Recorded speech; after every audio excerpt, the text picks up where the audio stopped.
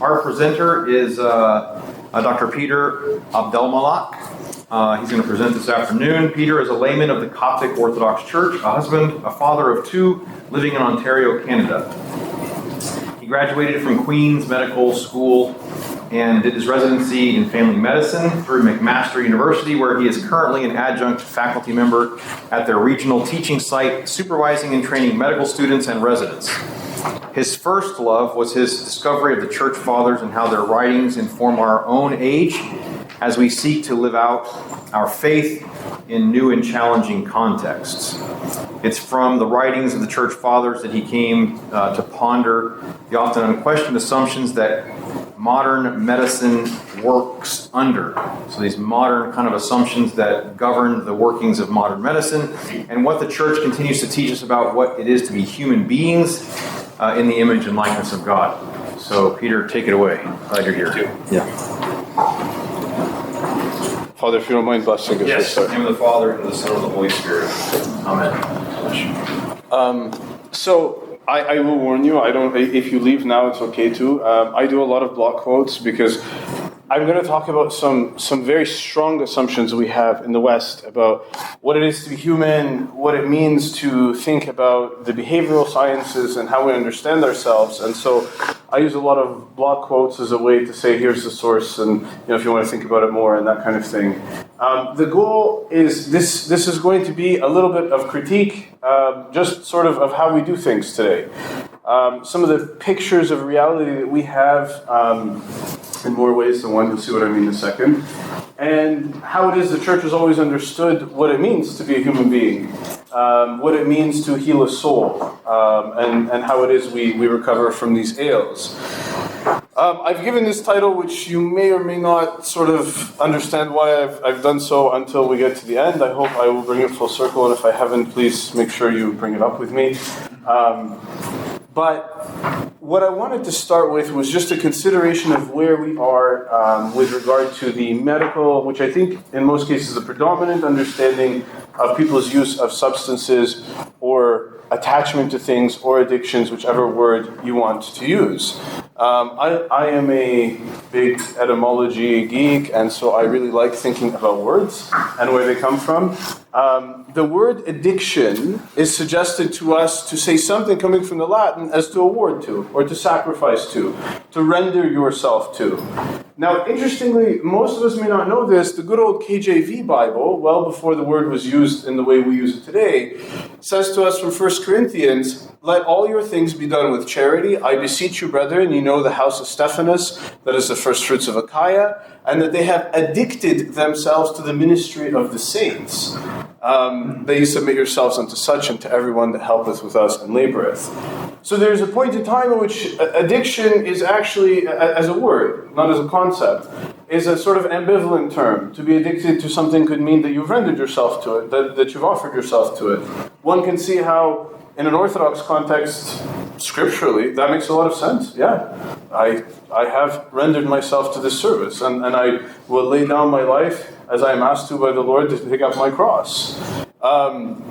That's where the term comes from. And I think as a construct today, to offer to render oneself to, can also be really informative for how we think about people being addicted to substances or particular experiences or whatever it may be.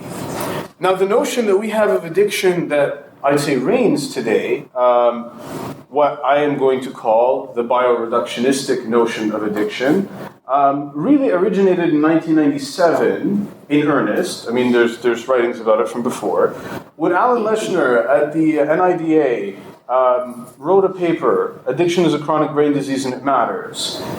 And ever since then, the National Institute of Mental Health, the National Institute of Drug Addiction, these funding bodies, particularly here in America, have dedicated a lot of money to looking at brain causes for addiction. You know, how do you find the right center that is activated when this happens to somebody?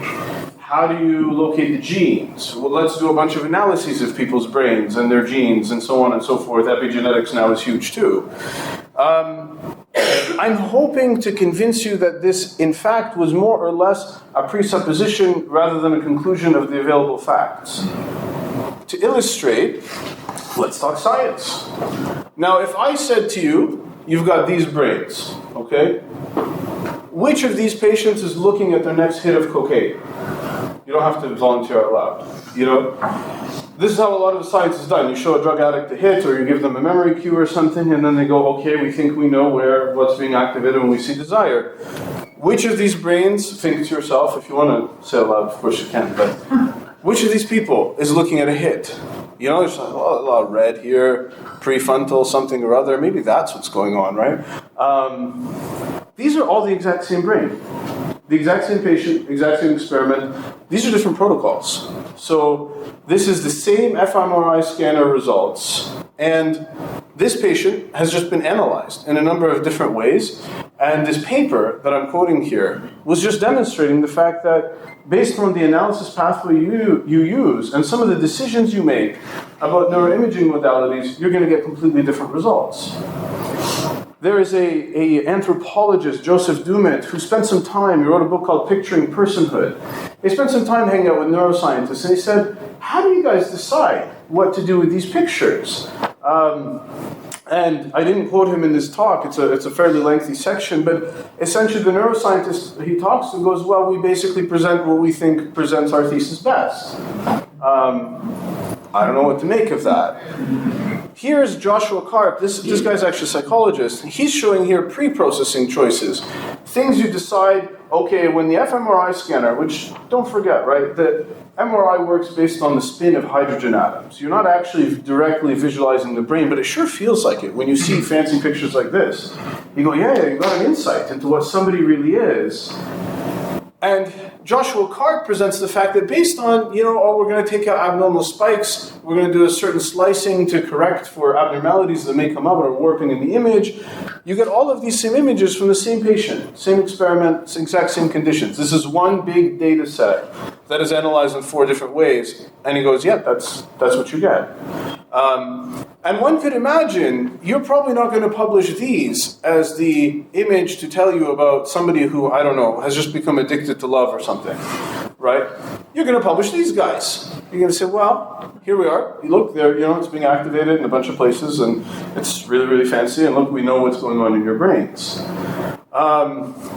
Here is the rest of some of his results, and these are models that they've picked to run the analysis under. But again, the exact same brain, the exact same conditions, same data set. And so it's not as clear to me and to us that when you look at an image and a model, that you're looking at the brain itself and what it is doing, and therefore the person. In Orthodox theology, we wouldn't want to say that you're looking at the person when you're looking at the brain. Right? In a holistic context, as many people have spoken about over the last few days, you wouldn't want to say, I saw their brain, so I know the reality. But I think these images have the public eye very strongly because they're bright pictures, like they garner our attention, as was said in the digital addiction talk. You see all this and you go, that must be really important. Now, I don't want to mischaracterize, so I'm going to quote a guy who is actually a big deal in this field. This comes from the editor-in-chief of one of the top brain imaging journals out there. Now, I think what he says is really strong, so it's his words, not mine. That's why I use block quotes. He says, as the editor-in-chief of Molecular Brain, I have handled 180 manuscripts since early 2017, and I have made 41 editorial decisions, categorized as revised before review, requesting that the authors provide the raw data. Fair enough, right? What did you base this on? And he says, surprisingly, among those 41 manuscripts, 21 were withdrawn without providing raw data, indicating that requiring raw data drove away more than half of the manuscripts. I rejected 19 of the remaining 20 because of insufficient raw data. Thus, more than 97% of the 41 manuscripts did not present their raw data, supporting the results when requested by an editor. His words, not mine, suggesting the possibility that the raw data did not exist from the beginning, at least in some proportion of these cases. And so he gets really cheeky here, okay? He goes, among the 40 withdrawn or rejected manuscripts, 14 were later published in other journals. 12 journals out of those that published the 14 papers require or recommend that the authors provide raw data upon request from readers in their policies. So the journal says, hey, if you want to publish here, make sure that if somebody asks, you can have the data, so they can look at it too. Therefore, we sent emails and printed letters to the authors of the 12 papers in these journals requesting raw data for the results of a figure in the papers. 10 of the authors of the 12 papers did not respond to our request. I'm just going to let you make something of that. Now, he does kind of say maybe some people are flat out lying. I'm not saying that neuroscientists are totally just making up all of their results. But there is a sense in which the sensational gets our attention. We are a society completely addicted to sensationalism. When somebody publishes a paper that goes, we found the happy marriage part of your brain, right? More often than not, that's going to be published and republished many times over. And even if the medical literature says otherwise, it's going to make major headway in all of the popular resources that are out there. And I think part of the problem is that these have infiltrated the culture, not just the popular level of culture, but the culture generally. That people seem to find it very easy to believe that you are just your brain and the stuff going on inside of it, and maybe if we do enough brain imaging over long periods of time, we figure out what you really are. Your mind is not your brain if you're an Orthodox Christian, right? We understand this. We have a notion of something far deeper about you than just the physical structure of the brain, right? That as was said in the digital lecture, you have a brain because you have a soul, and not the other way around. So I like this quote, kind of summarizes this point. It's another researcher, Richard Hammersley. He says, a drunkard searches in a bus shelter. What are you looking for, asks a psychologist. My wallet. Where did you lose it? In that forest. So why are you looking here? There's better lighting and more people here. Brain disease models of addiction lead to searching for understandings in the wrong place. The glossy images of brain scans and dazzling genetic arrays distract us from the troublesome forest of addiction with its underbrush of human-level theories, issues, and practical considerations that disturb many scientists and their fans. Complexities include irrationality, emotionality, spin, knowledge is power, politics in general, and the mutability of discourse. Ignoring such issues weakens addiction science and addiction practice. And Hammersley's not saying this as a Christian.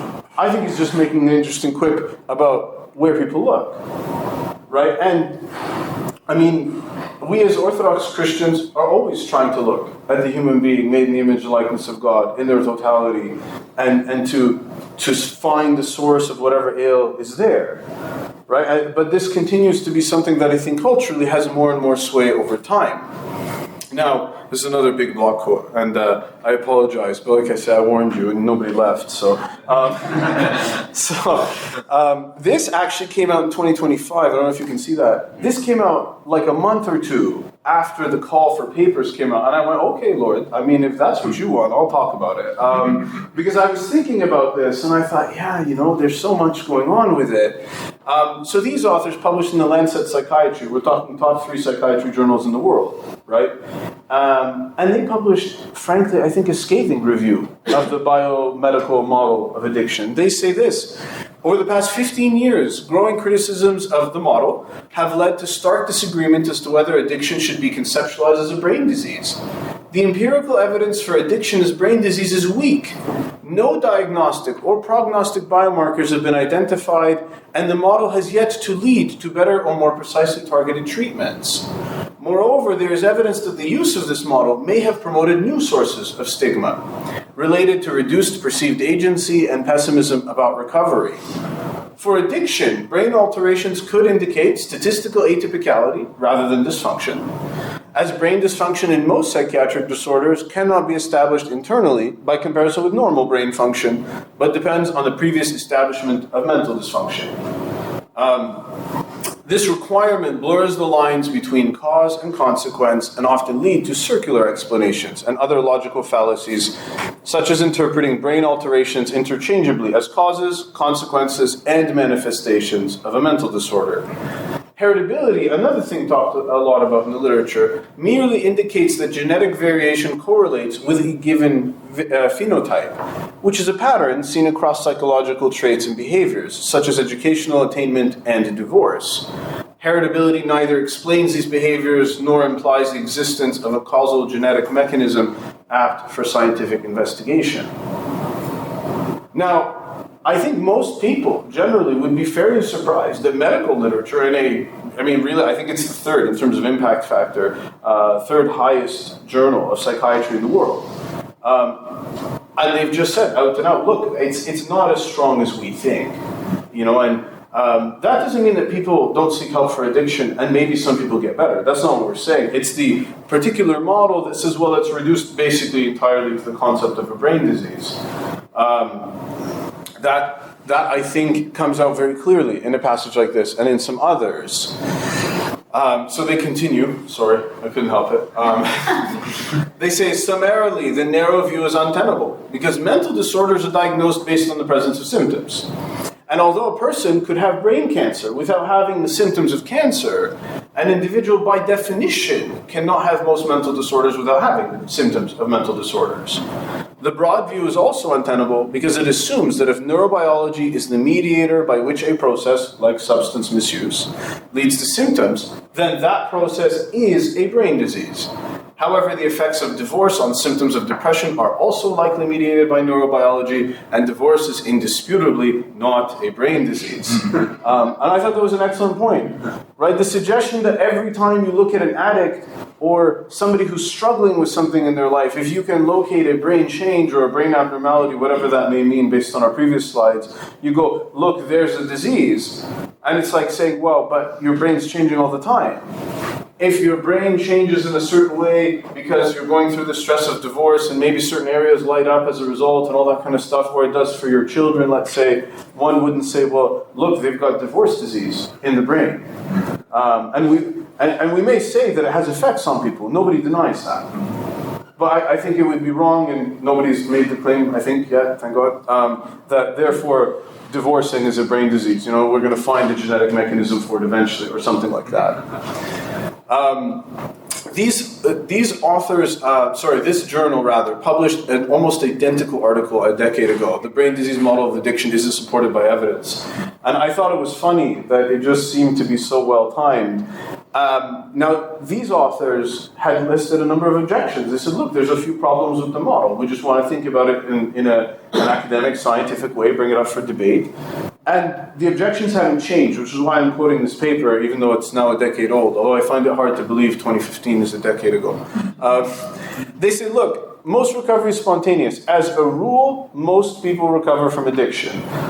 Statistically speaking, there's a lot of medical literature on addiction, and whether you're talking about the severest cases, which are usually the ones that present to medical attention, if you're talking about that, maybe that's not true, but there are suggestions that something like between 85 and 95% of people who would be considered addicted based on DSM standards will clear it at some point. They're not going to die in their 90s still a cocaine addict. That's sort of what's being said.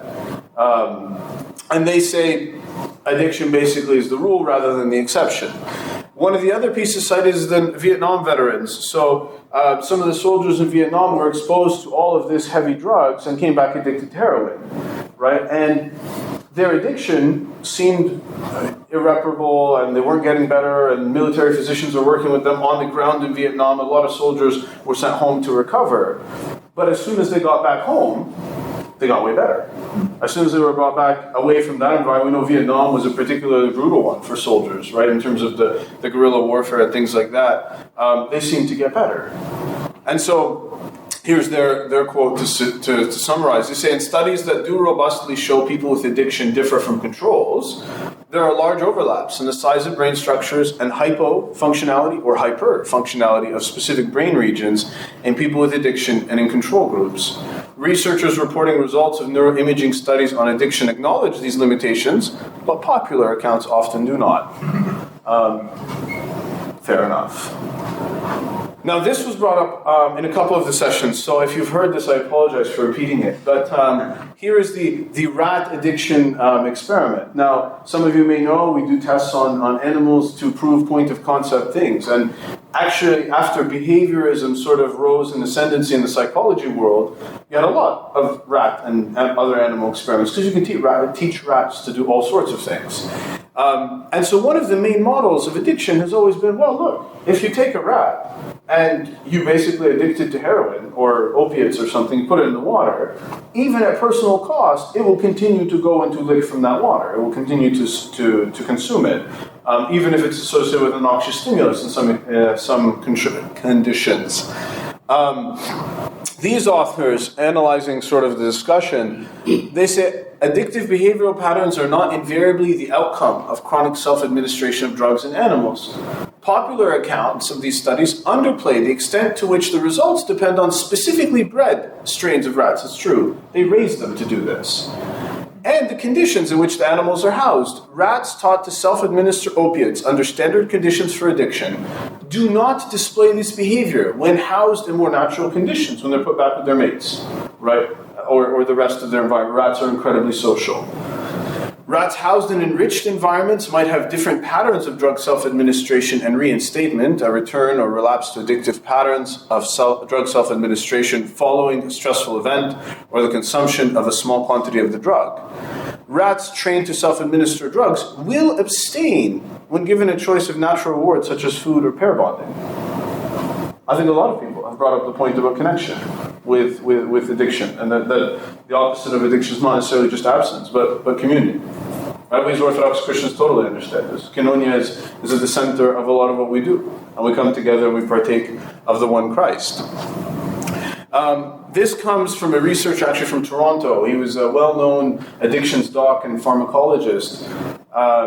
He published a ton in this area, and I think one of the things that a lot of these series is based on is the sort of natural assumption that we hear all about dopamine and dopamine dumps and dopamine hits, and it's become almost a colloquialism, right? It's weird if you think about it that neurotransmitter talk can become a colloquialism, that it could be part of your assumed speech, that if you say to somebody who's a farmer, who's never heard of any biomedical concept in his life, you go, yeah, I got to hit a dopamine, he might know what you mean. And that says something about our dialogue. And so he suggests, Harold Caland, therefore the whole concept of the dopaminergic, mesolimbic, and mesocortical pathways as a reward system must be regarded as a convenient label rather than a literal fact. And it provides no insight into the reason why some users become addicted, while the majority of users in whom drugs also stimulate dopamine release in the nucleus accumbens never pass from use to compulsive use. And I think that's where most people actually are working with their clients or patients or whatever. Why is it this person? What's behind that? What's going on? And there's no room for that consideration in something like a biomedical model of this pathway. He comments also about alcohol, something interesting. He says, after prolonged alcohol consumption, practically all central neurotransmission seems to be affected. The neurotransmitter GABA is what's activated by alcohol, and that's the brake to the central nervous system. And he says, moreover, fMRI may identify which regions or structures are activated during a given behavior or a set of stimuli. But in the light of complex neuronal interconnections, the occurrence of activity in a given area or pathway doesn't reveal whether the activity is primary or secondary to activity in some other structure. Are you looking at a downward effect, some sort of consequence of an action, and labeling it as a disease is kind of the question that's being posed here. This I think is obvious to everybody here in the room, right? We today in academic literature of a medical persuasion are talking about brains as though that's the identity of the person. That's the whole individual. I can see the happiness area lighting up, right? And you see this in pop articles, right? They have found the promiscuity part of the brain or something, right? And if it's being pressed too much, stuff happens, and so on. These researchers, they're both neuroscientists. They wrote sort of a whole book of collected articles on how kind of attractive this way of thinking is. And they say the illuminated brain, on an image they're referring to, cannot be trusted to offer an unfiltered view of the mind. As far as I know, they're not writing this as religious people. They don't identify whether they are or aren't, by the way, just to be clear. Nor is it logical to regard behavior as beyond an individual's control simply because the associated neural mechanisms can be shown to be in the brain. Scans alone cannot tell whether a person is a shameless liar, loyal to a particular brand, compelled to use cocaine, or incapable of resisting an urge to kill. In fact, brain-derived data currently add little or nothing to the more ordinary senses of information we rely on to make these determinations. Mostly, they are neuroredundant. At worst, neuroscientific information sometimes distort our ability to distinguish good explanations of psychological phenomena from bad ones. I was going to skip this, and then something came up in a conversation, and I thought, okay, I'm just going to include it and see if the people indulge me anyway. This is from a book by Jacques Barzun, who sort of looks at the movement of modernity, and I think he makes a really interesting observation about some of the theological assumptions that are built into our biomedical models. I read this and went, okay, wow, I never thought about that, which is why I thought I'd share it with you guys.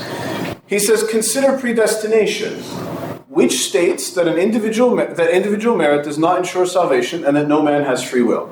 This has been the most widely held Protestant dogma. Predestination was still maintained by a good many non-believers, though they may be surprised to hear it. They do not, indeed, believe that eternal damnation is deferred for the many, including unbaptized infants. But they do believe in scientific determinism, the unbreakable sequence of cause and effect, and that is predestination. It is the assumption all laboratory workers make, and it rules out free will. Any present state of fact, any action taken, is the inevitable outcome of a series of events going back to the Big Bang that produced the universe. Social scientists and common folk who babble about genes or the unconscious or man a chemical machine similarly account for others' actions and their own, as did Luther and Calvin. The road taken was set from all eternity with no choice at any moment. Will is an illusion. Modern criminology is rooted in this conviction, and public opinion in the main agrees. The criminal is not responsible for his acts, he is conditioned, and he's using religious terminology here. Grace, the right heredity maybe, or the environment, has been denied him. And I thought this was such an interesting way of thinking about it, because it is true that the way in which we base our metaphysics, our understanding of reality, we're going to totally determine how we do our experiments and our analyses and how it is we even look at results. What does it mean to look at a brain and see an area light up? That's a neutral fact. How you interpret that is based on what you perceive a human being to be about, which is why our Orthodox Church has always had cures and diagnoses for the ails of soul, and to be based in that, and then approach medical literature, I think is the benefit and the beauty of circumstances like this. Or you can say, well, we have a compass for what we're doing. So you encounter a fact of some scientific experiment, say, well, we can work on how to interpret that. We can work through it. Now, I don't love neuroscience and blah, blah, blah, and all that stuff. That's not really my interest. I think that the Church Fathers have very rich understandings of the human being. Ones that, frankly, I think if you read to many an atheist, they go, yeah, I kind of know what that looks like. Like, take St. Gregory of Nyssa.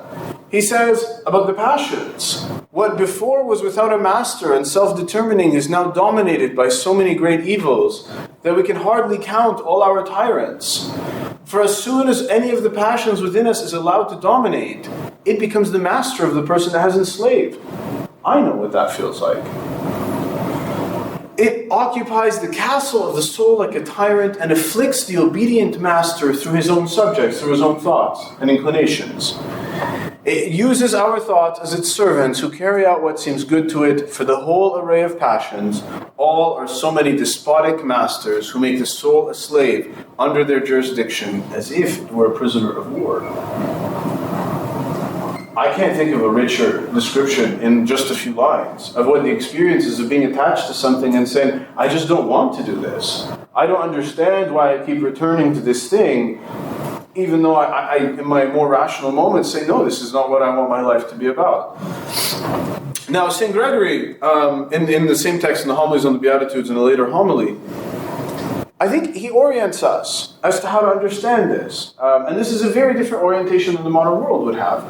He says it is not our aim, it is our aim not, rather, that we should be persuaded to desire the things that are good.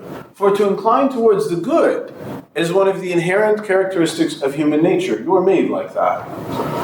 But that we should not be mistaken in our judgment as to what is good. It is here that our life is most subject to error, that we cannot clearly distinguish what is good by nature and what is imagined to be such because of deception. And I love this, because if I look at somebody who's chasing something, who yearns for something, who's addicted to something, whichever phrase you prefer, I can choose to look at him as he's just like a broken idiot, I guess. He keeps doing things that are harmful to him. That's not helpful to him or to me, mind you, right? I don't think it's a particularly Christian way of looking at that person. But if I see this person, as St. Gregory would suggest to us 1600 years ago, look, that person's chasing something good, or they perceive to be good. Nobody does evil for evil's sake, he says, right? Nobody pursues that which is negative because they believe it to be so negative. There is something in the draw to passion, to addiction, that is so strong because it draws me to a perceived good. And curing that, finding the source of that, unearthing where that misperception is, as part of the spiritual system of the Fathers. So to orient, this is from a homily of St. Basil's. St. Basil says, look, the soul's got three faculties, three parts, as some people have talked about this weekend, and he tells us what their natural function is, what they're made for. So he says, further, the soul's faculty of temper, the irascibility we call it, is useful to us in many acts of virtue. It can perhaps be an ally to reason against sin. If your temper is not roused against the evil one, you will not be able to hate him as much as he deserves, for I hold that it is necessary to have equal zeal for the love of virtue and for the hatred of sin. For by the way it is used, each of the other faculties also becomes either evil or good for those who possess it. As for the soul's faculty of desire, one who uses it for the enjoyment of the flesh and consumption of impure pleasure, this is St. Basil, is disgusting and licentious, while one who turns it towards the love of God and the longing for eternal good things is enviable and blessed. And again, as for the rational faculty, the mind, the nous, the intellect, we've referred to it a number of ways in the tradition. One who handles it well is prudent and intelligent, while one who sharpens his mind for the harm of his neighbor is a worker of mischief and evil. So the model that we have of the soul in the Orthodox tradition, there are some that use Pauline language and talk about body, soul, spirit, and they map to these faculties. But a lot of the desert writings of the 4th and 5th century will look at these faculties and say, look, this is how the person's organized. And this is the charioteer, right? The Athanasius even quotes in his text on the Incarnation, or against the heathen, the prelude. And you have the rational, the desire, and the irascible. So irascibility, this coming, if you think from the 4th Psalm, be angry and do not sin, the desert understands that not as there's an appropriate level of anger, but as that faculty within you, that inclination towards reacting is meant to be used against sin. That you see sin and it wells up within you that this is an injustice, that this is not the act that you're consecrating your life to, and as my spiritual father says, that has you throw your laptop out the window when something illicit comes up. I've never met somebody who's done it yet, though. But anyway. And then you have the desire. This is meant to desire God, right? This is meant to be oriented toward Him. Nobody wakes up one day saying, I just yearn for nothing whatsoever. Absolutely. There's always a yearning of the human heart. And if we properly orient it, it can lead us toward Him. And then the rational, of course, I use logistikon because Evagrius likes this term, but because it looks like the word logos, right? It's meant to be sharing in Him who is the reason, the word, the rationality behind all things. So this is an icon my wife made. This is Evagrius, and here are the 8 generic thoughts or passions that he lists, not so much as the 7 deadly sins would become later in the Western tradition, although the 7 deadly sins are based on Evagrius' list, through John Cassian, then to Gregory the Great, and then later continued to be developed in the West. That's what I've put down here in case you're interested how they're related. But Evagrius says, look, no matter how complicated the thing, no matter how challenging the thought, no matter how complex the attachment, you can always get to a core element or two or a number of them and say, look, what's the real thing going on? We don't have a lot of time to talk about it, but this one I think is the most important for the modern day, but we can talk about that at the end. Now, they do actually have a sequence in Evagrius. He sees them as making sense in order, and he bases this on the biblical text. When you look at Israel, and it's going down into Egypt, which is the land of slavery, he says, look, the very first thing they go for is food, right? Which is why gluttony is the start. And then they intermarry and remain among the people and so on, and that's how he develops a system. In Evagrius, he says that gluttony is not just a desire for food. It is the desire to be Lord over one's circumstance. The food is the basic everyday circumstance that you must meet, or every other day, or however long you can fast for, as a natural requirement, and therefore it's the basis where gluttony starts to work, but it is a desire to consume, to take God's world that is given to us as gift and to make it subject to ourselves. So that now the world, instead of being received as gift, as Eucharist, right, received in thanksgiving, to borrow from Father Alexander Schmeman's way of talking about the trees, now the world is just a senseless thing that I consume to gratify my desires. And he says, obviously lust follows, because now you look at the human being made in the image and likeness of God as also a thing to be consumed to satisfy your desires. And that's why the desert so closely attaches fasting and the therapy for lust. The greed here then starts to look at other people's stuff and to say that even that now is mine, it belongs to me, it's my purview. It shouldn't be the case that anybody has anything ever, and it should all belong to me.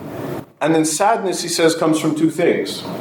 Frustrated desire, and he even says, whether imagined or actual, that thing that you really expected but never happened to you, or something was taken from you. And he even says, and I think this is a universal experience, that sadness can arise from anger as well.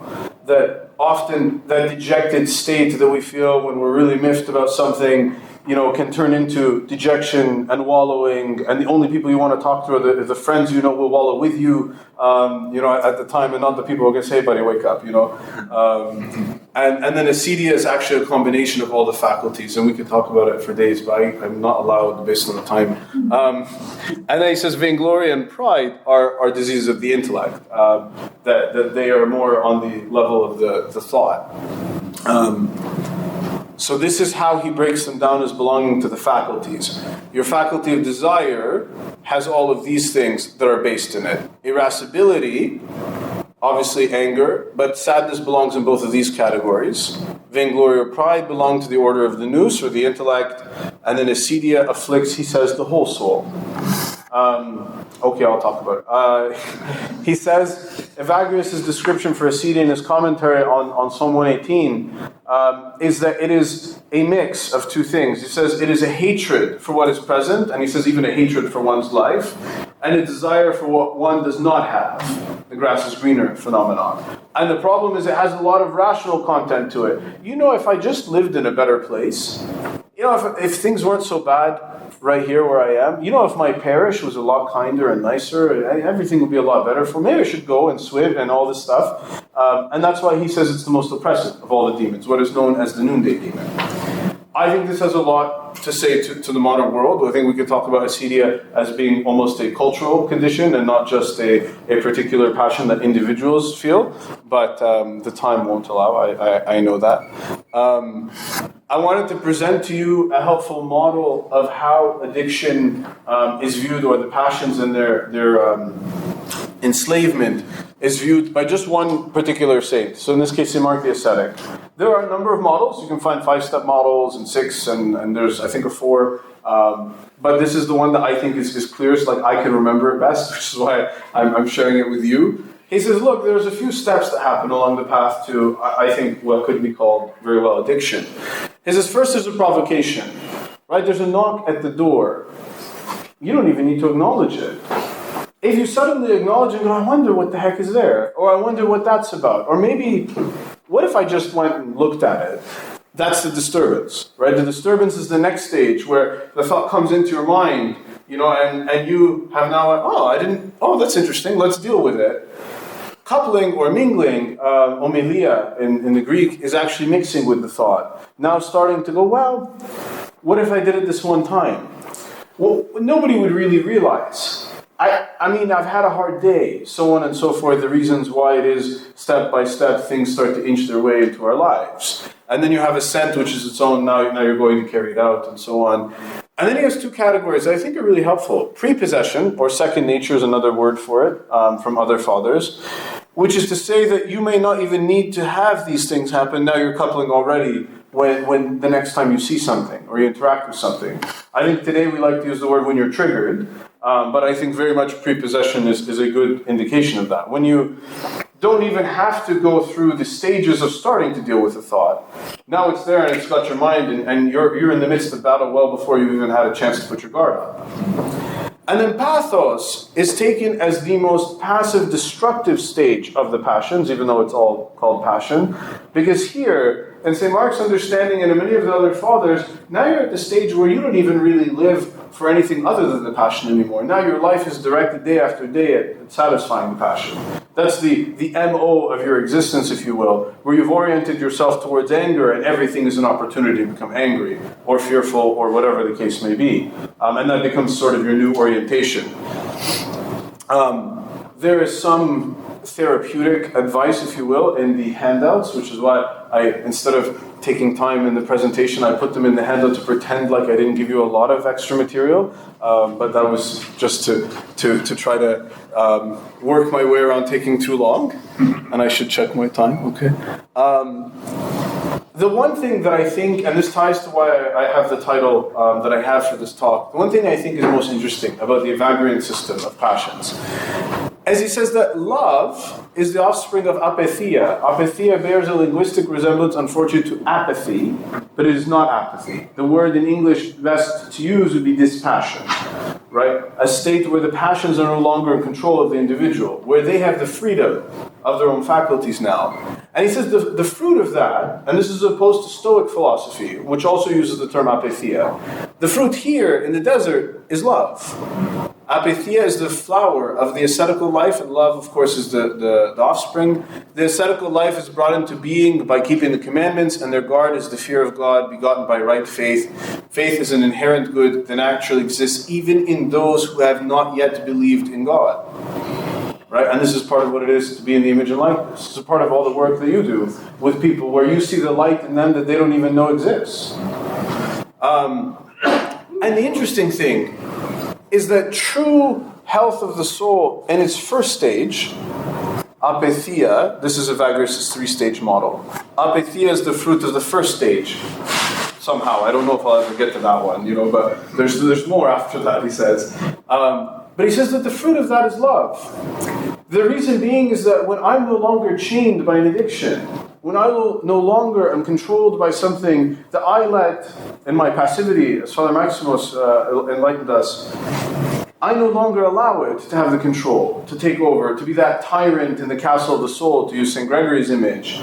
So now I can respond to my brother as God made me. And if God is love, if the Divine Trinity dwells in love, right, perichoresis is a word used in the tradition for this, then I naturally respond to my brother or sister in love. If I am oriented towards him, if I am becoming more and more in the image and likeness of God day after day and being deified by it. And so that's why for Evagrius, he's not talking about apatheia as like a stalwart indifference to people and to go, I just don't feel anything anymore. I look at stuff and it doesn't bother me. That's not his point. His point is now you can respond in the fullness of love towards those around you, and if possible towards those around you, towards God. The next stage actually for him is Gnostiki, which he says the outcome of is the contemplation of reality. That now one can go back to looking at the world as a divine gift. Now one can go back to looking at the creation and to be re-enchanted by it. To see it as singing the praise of the divine. And the last stage of the spiritual life is theology. And this is where Evagrius is famous for the line, one who prays a theologian or one who prays truly. And a theologian is one who prays truly, right? And so union with God is the outcome of these stages for him. So to heal the passions, to summarize, right? The reasoning soul, he says, acts according to virtue. When its desiring part longs for virtue, when its irascible part fights for virtue, and when its reasoning part applies itself to the contemplation of beings. When now we are able to come to God and open ourselves to Him completely, and also be able to perceive His work in my life. That's 10,000-foot summary of Evagrius, who I love because his model. This is, for those who are sort of interested in what this might look like, this is a PhD thesis that I haven't encountered anybody who's heard of it yet, which is why I thought I'd leave as my last slide. This is a woman named Dove who did her PhD at Durham. And she actually made an intervention based on the spirituality of Evagrius. So she had sessions of psychotherapy for depressed and anxious patients struggling with their mood, based entirely on Evagrian's psychotherapeutic technique. They chanted psalms, they did activities that were, she was really creative. They weren't based on the passions, they were based on the positive of the passions, right? So like, for gluttony, she called it hungering or thirsting for God, right? For lust, she had a session not called against lust, but embraced by God. And I think she did an excellent job. She's passed away now, unfortunately. And so I found this out because I tried to contact her. But her work, I think, is an interesting place to start. If you've ever encountered desert writing and went, well, how would that even look? I think she just serves as an interesting model. Which is why I brought it up at the end, just for people who may go, oh, okay, I'd be interested to sort of see where that goes. So that's what I have for you. This is the medical literature stuff. This is the spiritual literature stuff. What I've done is left papers on your tables for some sort of discussion together. I wanted to orient our thinking a little bit based on the desert. And I've written up, these are anonymized patients of mine. And just to think about what they're going through, where the holes may have been, what you might have done with them, and that kind of thing. That's case 1 and case 2. I just put a couple on each table because I didn't know how many to print, and I probably didn't print enough. And then this handout is not so much for you to go through right now. This is just a bunch of practical advice from the desert. When encountering this, try this. If you look at quote 3, for example, a wandering noose is made stable by XYZ. A burning desire is quenched by XYZ. And I thought maybe just some super practical things to say, okay, like I could imagine how that could play out. So we can spend some time in groups discussing that. We can do questions now before that. It doesn't really matter to me how you guys want to do it. I am very open. Does anybody have a burning question? Or should we just spend time in groups talking? Okay, let's spend time in groups chatting about this. So you can read them together, or you can read them aloud, whatever you guys want.